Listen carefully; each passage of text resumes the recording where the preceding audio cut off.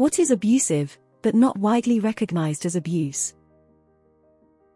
Using therapy speak to try and demonize anyone who inconveniences you as an abuser. Using good intentions as leverage to control people, and demonize them when they ultimately choose another route. Encouraging someone when they are having destructive behaviors. Putting the pressure of huge expectations on a child and then telling everyone that all of these dreams are the child's dreams even though they're obviously yours. Withholding life skills from your offspring to keep them insecure and dependent. Edit. If this resonates with you, there's an excellent support sub at Estranged Adult Kids. Parents that are super controlling and won't let their children make age-appropriate decisions. Using guilt to manipulate the people closest to you. My grandmother can send my mom into such darkness with a swift and stinging comment. I hate to see it, and it is absolutely abusive. Haven't seen it commented yet, but not teaching your children good food behaviors. Sets them up for EDS and a lifetime of self-esteem issues. Not allowing your children to show unhappy emotions.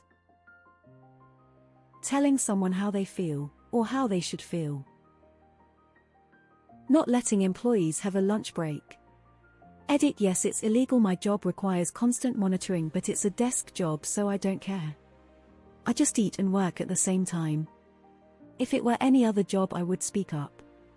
I'm also in the office completely by myself, which is nice. Calling your partner vulgar, offensive names in arguments. So many people believe this is normal couple behavior. When you come home in a bad mood and take it out on your family. They didn't do anything and they love you, don't fuck it up with the name calling and yelling. Talk to them instead or ask if you can just be left alone. Telling someone that they did not hear or see what they did.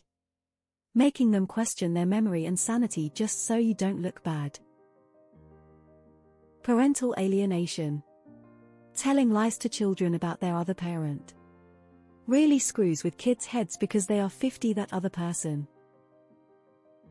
Trying to shame gaslight someone out of their own aspirations, pursuing their own happiness due to your own insecurities and jealousy. Rage driving. Intentionally driving fast recklessly to frighten passengers. Being yelled at all the time and those yells either having subtle or not threats, even if there's no action on those words, it counts as mental abuse. Taking a kid's door. Privacy and control issues for life. Deny your kid any semblance of privacy, and they will become excellent at hiding things from you.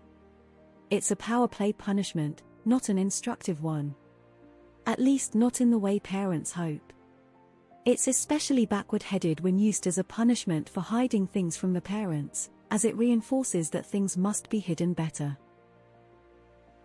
Not providing emotional support, shutting down someone's emotions and telling them they are invalid or don't matter. The silent treatment. Controlling someone's finances. Emotional neglect. My parents, as a general rule of thumb, never gave a shit about anything going on with me unless I was getting low grades 90 in their books. It's a rough one because it's the absence of caring as opposed to a concrete action. It's fucked up. Compulsive, consistent, lying. You take away someone's ability to consent to a situation when you lie to them. Parentification of a child, usually the eldest child. In fiction, especially kids shows where the parents are absent, it's usually the eldest kid who looks after the younger siblings. Mandatory overtime. Work beyond your physical and mental well-being or you'll lose your income source. IDK if this is everywhere, but this is certainly my experience. Bullying in school. We all know that bullying is abusive, but schools never treat it as such and neither do parents. Mocking someone with the defense, "Oh come on, I was just joking, sheesh, lighten up." When young children display behaviors that make them seem old and wise or beyond their years, it can be a symptom of them being parentified. I recently sat through an awards ceremony that was all red flags, children receiving awards for noticing when their teachers were not feeling well, checking on everyone else, putting the adults' feelings before their own.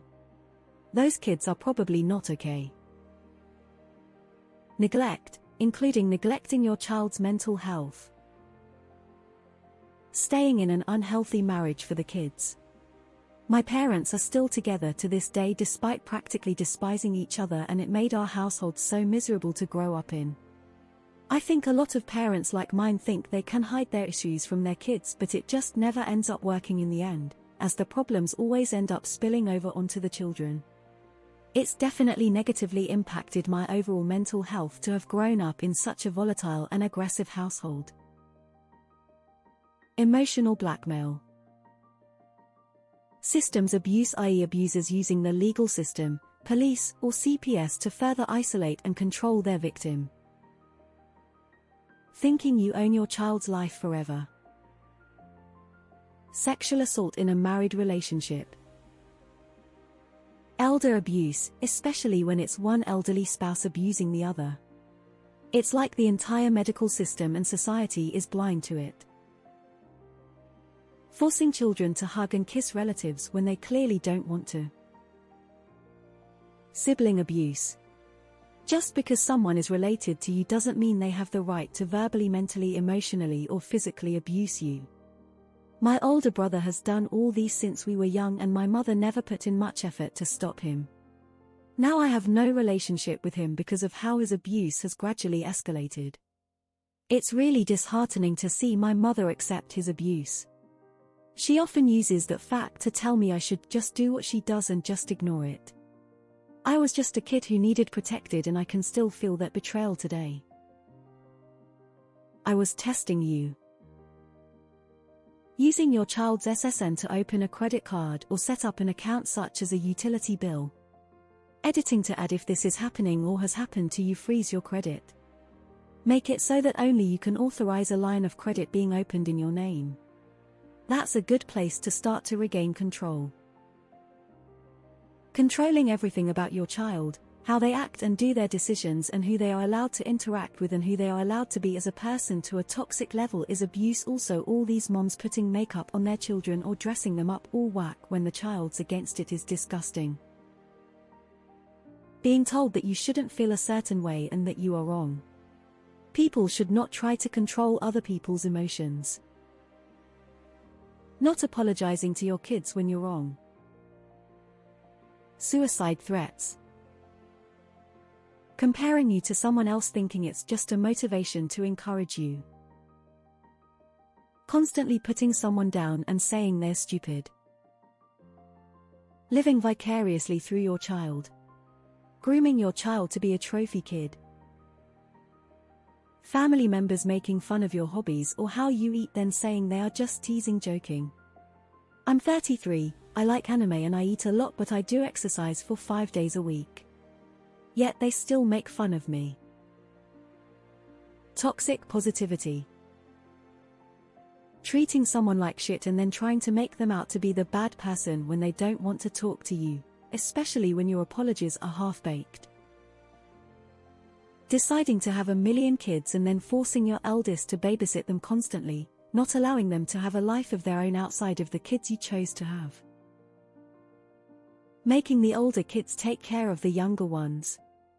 At 9 I was changing diapers, cooking dinner, doing laundry, etc. Since I had to stand on a chair to reach the stove. You would think my parents would realize that's wrong. But no. They also made me mow the lawn as soon as I could reach the lawn mower's handle. This is called parentification and it's not okay. Children do not make good parents. This might be unpopular, but any religious environment that uses fear as a tactic, especially against kids. My friend grew up in a very religious household and now has PTSD from being constantly told to behave or he's going to hell.